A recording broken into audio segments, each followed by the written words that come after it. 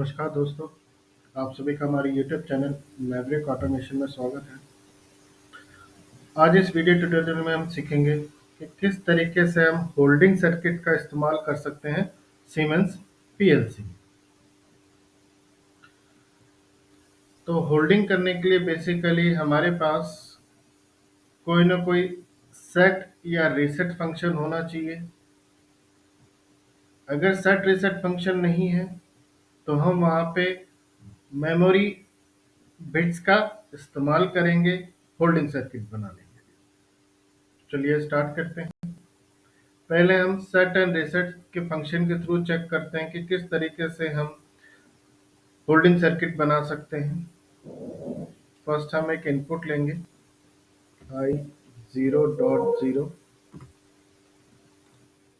अब आउटपुट को मुझे हमेशा ऑन रखना है या होल्ड करा के रखना है, तो उसके लिए हम सीमेंस में बिट लॉजिक में सेट फंक्शन का इस्तेमाल करेंगे।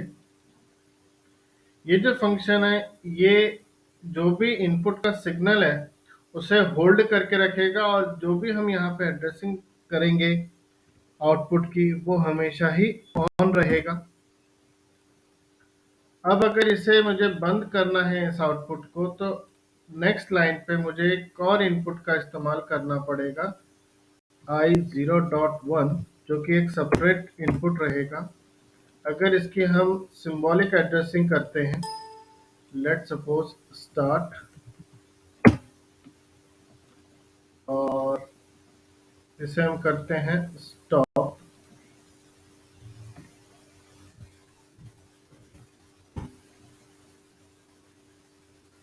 ये जब भी हम स्विच प्रेस करेंगे तो आउटपुट एक्टिव रहेगा और ऑफ भी कर देंगे तो भी एक्टिव रहेगा, क्योंकि हमने यहाँ पे एक सेट कॉइल का इस्तेमाल किया है या लैच कॉइल का इस्तेमाल किया है। अब जो यहाँ पे होल्ड हो चुका है स्टेटस, अगर उसे रिलीज कराना है तो हम बिट लॉजिक में रीसेट फंक्शन का इस्तेमाल करेंगे और सेट और रीसेट पे हमें हर समय जो भी आउटपुट हमने यहाँ दिया हुआ है एड्रेसिंग, वही एड्रेसिंग हम रीसेट पे भी करेंगे, क्योंकि जो सेट हो चुका है उसे ही हम रीसेट करने वाले हैं। डाउनलोड करते हैं।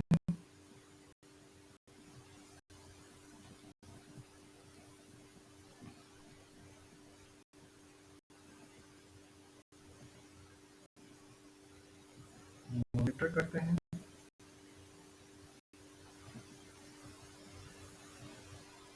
अनरन करते हैं।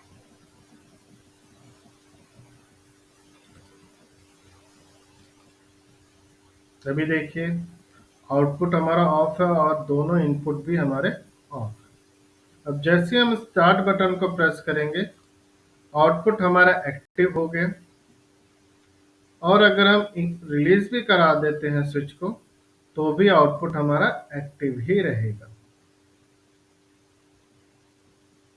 दैट मीन्स कि अगर हमने पुश बटन ऑपरेट किया सेट कॉइल की वजह से, एक आउटपुट, एक इंडिकेटर और एक रिले या फिर एक कॉन्टेक्टर ऑन हो गया।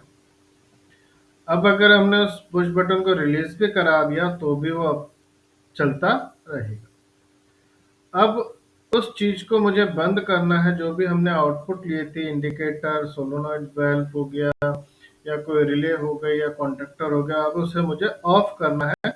तो हम स्टॉप वाला इनपुट प्रेस करेंगे, तो जिसकी वजह से रीसेट को जाके जो सेट हमने किया था उसका जो वैल्यू फॉर्मेशन या स्टेटस होगा उसे 0 कर देगा।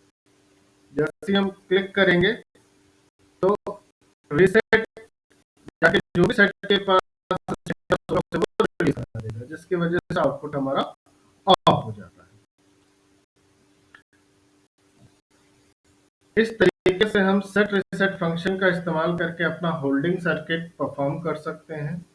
मान लेते हैं कि हमें कोई सेट रीसेट फंक्शन का इस्तेमाल नहीं करना, हमें वहां पे मेमोरी बिट के थ्रू होल्डिंग सर्किट बनाना है, तो हम क्या करेंगे, फर्स्ट एक स्टॉप कंडीशन बनाएंगे आई 0.1, एक स्टार्ट कंडीशन लेंगे आई 0.0, और आइदर हम यहाँ पे डायरेक्ट आउटपुट ले सकते हैं या फिर कोई मेमोरी बिट की एड्रेसिंग कर सकते हैं। लेट्स सपोज हम आउटपुट कॉइल का इस्तेमाल करते हैं यहाँ पे।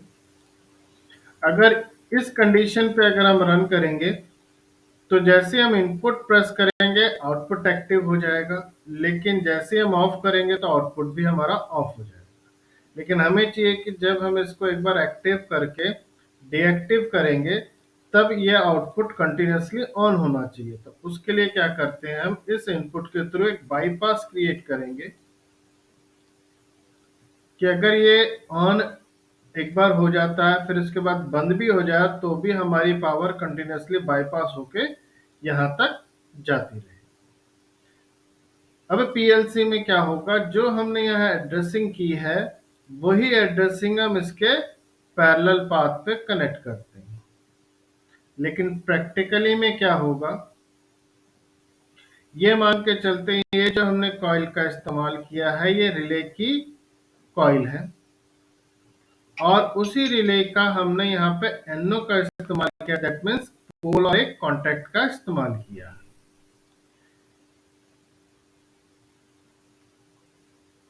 रन डाउनलोड करते हैं।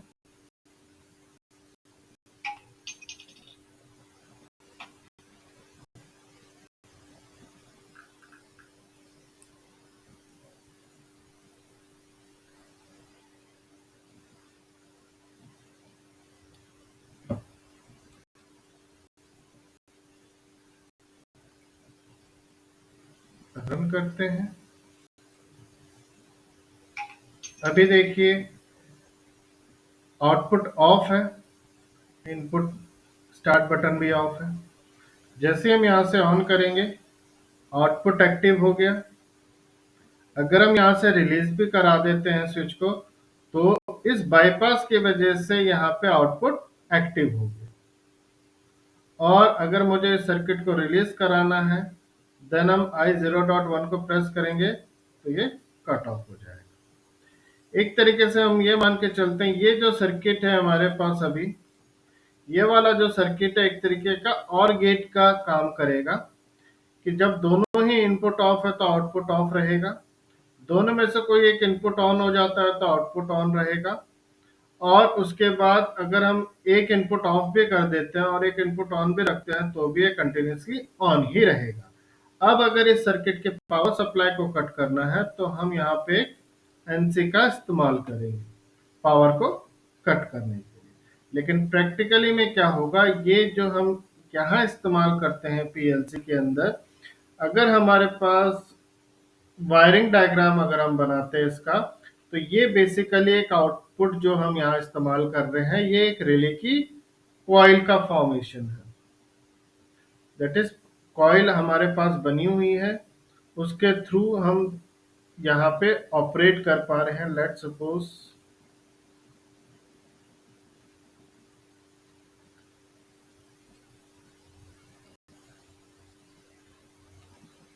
हमारे पास जैसे यहाँ पे कॉइल है और मान लेते हैं एक प्लंजर है, एनो एक एनसी है, पोल है, एनसी फॉर्मेट है, एनो है, एक पॉजिटिव है और एक नेगेटिव। तो ये दोनों जो चीजें हैं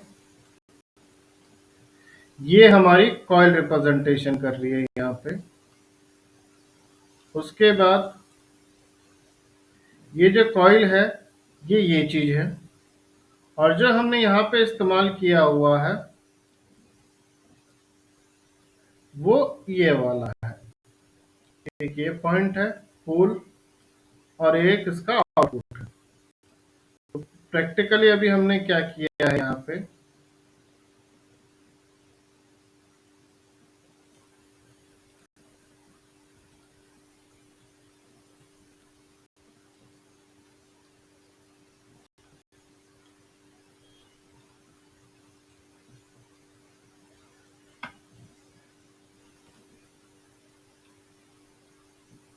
अभी हमने एक एनसी स्विच का इस्तेमाल किया है,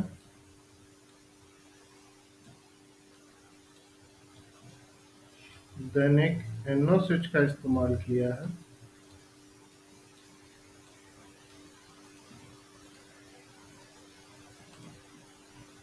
देन उसके बाद हमने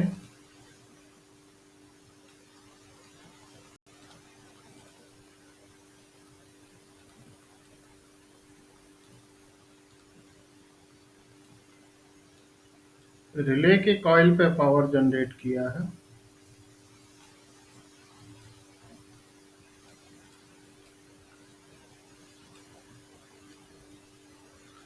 और इसको हमने 0 वोल्टेज दिया। ये 0 वोल्टेज है और ये +24 वोल्टेज है। अब हमने जो पैरेलल साइन बनाया है यहाँ से, वो हमने क्या किया है, यहाँ पे डायरेक्टली +24 वोल्टेज डीसी दिया,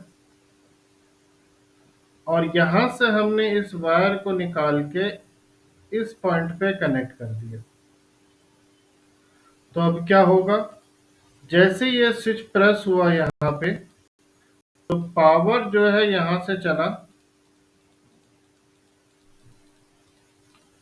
यहाँ पे रिले की कॉइल एक्टिव हुई, और साथ ही में ही यहाँ से जो 24 वोल्टेज था, जिसकी वजह से जो यहाँ पे हमारे पास ईएमएफ जनरेट हुई इसके चारों तरफ, उसकी वजह से ये प्लंजर जो है इसके तरफ कनेक्ट हुआ, और यहाँ से जो पावर सप्लाई है वो कंटिन्यूअसली वापस से स्विच पे पहुंची और स्विच के थ्रू कॉइल पे पहुंची। अब अगर हम इस कंडीशन को यहाँ से रिलीज भी कर देते हैं, तो भी पावर जो है हमारे पास यहाँ से इस पोजीशन से जो है कंटिन्यूअसली हम सर्किट के अंदर पावर कंटिन्यूअसली चलती रहेगी। अब अगर हमें कट करना है सिस्टम को, पावर सप्लाई को कट करना है, तो हम क्या करेंगे, जो ये एनसी है, जैसे हमने इस स्विच को प्रेस करेंगे, तो जो भी यहाँ से ईएमएफ जनरेट हो रहा है इस पे, वो कट हो जाएगा। तो इस तरीके से जो है ये जो रिले सर्किट है ये काम कर रहा है, या होल्डिंग सर्किट काम कर रहा है इसके अंदर। लेट्स सपोज जैसा कि ये हमारे पास एक एनसी स्विच है,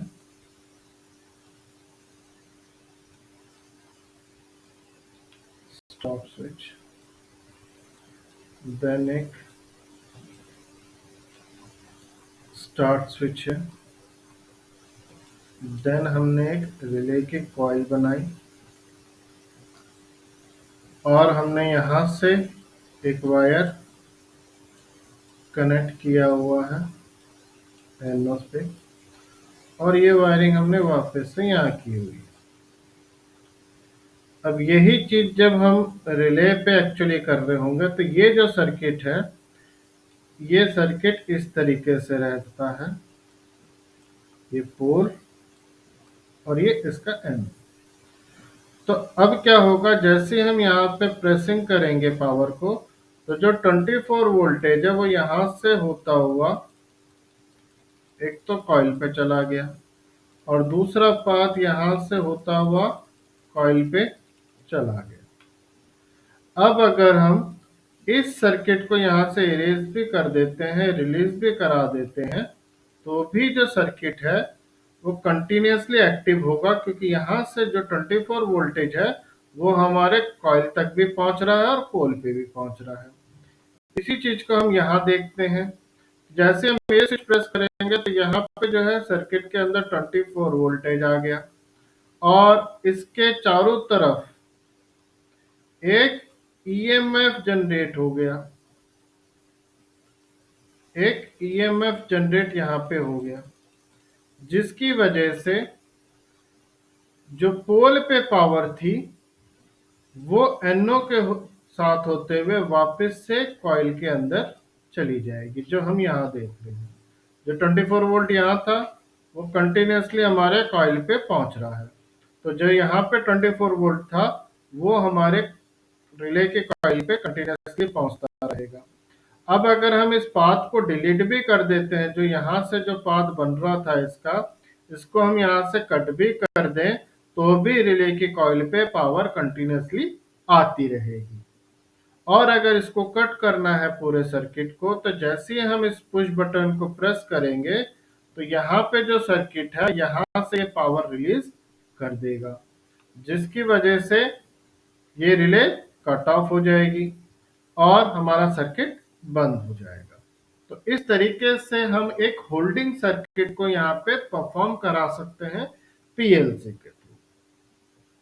लेट सपोज एक कंडीशन ड्रॉ करते हैं हम कि हमारे पास दो फंक्शंस हैं, दैट मीन्स कि मोटर को मुझे फॉरवर्ड एंड रिवर्स लेके जाना है। अब जब हम स्टार्ट बटन प्रेस करें तो वो फॉरवर्ड चली जाए, और जब हम रिवर्स बटन प्रेस करें तो वो रिवर्स आ जाए। तो सिंपल अगर हमें करना है तो हम यहाँ पे क्या करेंगे, एक start button that is I0.0,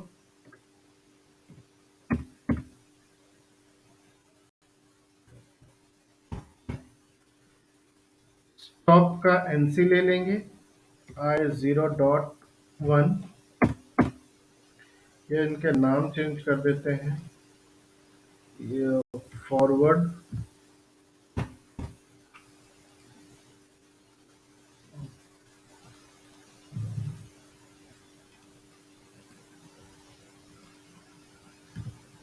forward, या जॉबिंग सेंसर का इस्तेमाल कर सकते हैं हम यहाँ पे इसकी एड्रेसिंग के लिए। ये जॉब आउट सेंसर हो गया या रिवर्स हो गया। जब जब ये प्रेस होगा तो हमारी मोटर रिवर्स हो जानी चाहिए। तो हम यहाँ पे ये कॉन्टेक्टर का इस्तेमाल कर देते हैं। लेट सपोज M0.0, इसको हम कर देते हैं K1 contactor, K1 that is for forward condition, और इसको हम यहाँ पे होल्ड करा देते हैं M0.0।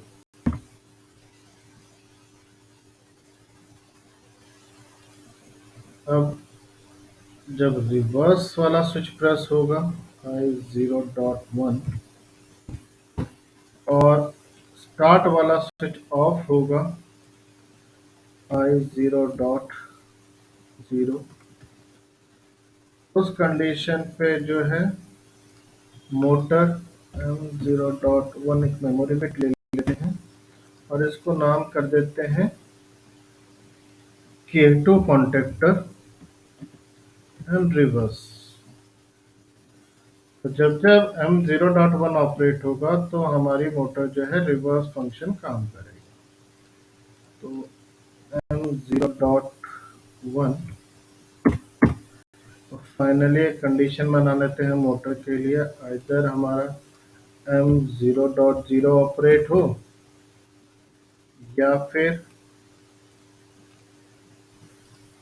M0.1 ऑपरेट हो, तो जो मोटर है वो हमारी ऑपरेट हो जानी चाहिए Q0.0। रन करके चेक करते हैं।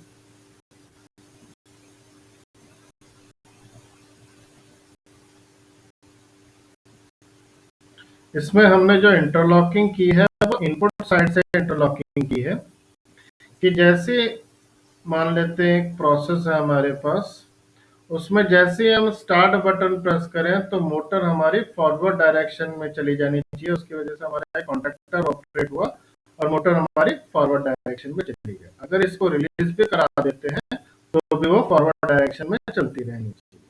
अब ये स्विच हो सकता है, कोई लिमिट स्विच हो सकता है, या कोई सेंसर हो सकता है। जैसे ऑपरेट होगा तो एक कॉन्टेक्टर ऑपरेट हुआ और उस कॉन्टेक्टर की वजह से मोटर फॉरवर्ड में चलेगी। अब कन्वे मान लेते हैं जो प्रोसेस है उस पर मटेरियल रखा हुआ है और वो फॉरवर्ड जा रही है। अब जैसे दूसरा सेंसर या दूसरा लिमिट स्विच ऑपरेट हो तो वो जो कन्वेयर है वो रिवर्स ऑपरेशन करनी चाहिए। तो अब जैसे ही हम रिवर्स बटन प्रेस करेंगे, रिवर्स सेंसर एक्टिव हुआ, तो कॉन्टेक्टर 1 बंद हो गया और कॉन्टेक्टर 2 ऑपरेट हो गया। तो ये simple forward and reverse condition है, जहां पे हमें प्रोसेस को एक तरीके से हमने फॉरवर्ड एंड रिवर्स तो कर दिया, लेकिन हमने यहाँ पे कोई स्टॉप प्रोसेस नहीं किया कि दो लेट सपोज दो रूम्स है, उसके अंदर एक ए है, K1 है और एक K2 है। हम इजीली K1 से K2 पे और K2 to K1 हम इजीली इंटरमूव कर सकते हैं। लेकिन अगर हमें चाहिए कि अगर प्रोसेस एक बार फॉरवर्ड चल रहा है और उस कंडीशन पे मान लेते हैं रिवर्स प्रोसेस किसने कर दिया, तो यहाँ पे क्या होगा, forward condition and reverse condition दोनों ही ऑपरेट होंगे, तो उस कंडीशन पे मोटर कहीं नहीं ऑपरेट होगी। तो इसको प्रोटेक्ट करने के लिए हम क्या करेंगे, इस तरीके की कंडीशन को प्रोटेक्ट करने के लिए हम यहाँ पे जो इंटरलॉकिंग है वो कॉन्टेक्टर्स के इस्तेमाल कर लेते हैं। लेट M0.1 एंड यहाँ पे M0.0 और दोनों को प्रोसेस को क्लोज करने के लिए हम एक कॉमन स्टॉप स्विच का हम इस्तेमाल कर देते हैं I0.1 का।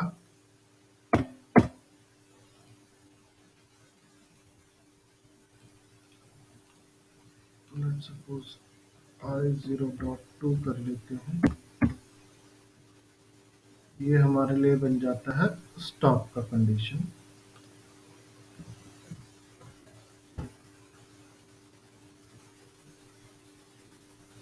I0.2 तो इस बार हमने कॉन्टेक्टर के थ्रू इंटरलॉक किया या आउटपुट साइड के थ्रू इंटरलॉक किया है सिस्टम। अब यहाँ पे एक मेन फंक्शन आ जाएगा कि जब तक अगर एक प्रोसेस हमारा चल रहा है, दूसरा प्रोसेस चलाने के लिए मुझे पूरा सिस्टम को एक बार रीसेट करना होगा, तभी मैं दूसरे सिस्टम पे मूव कर सकता हूँ। लेकिन यहाँ पे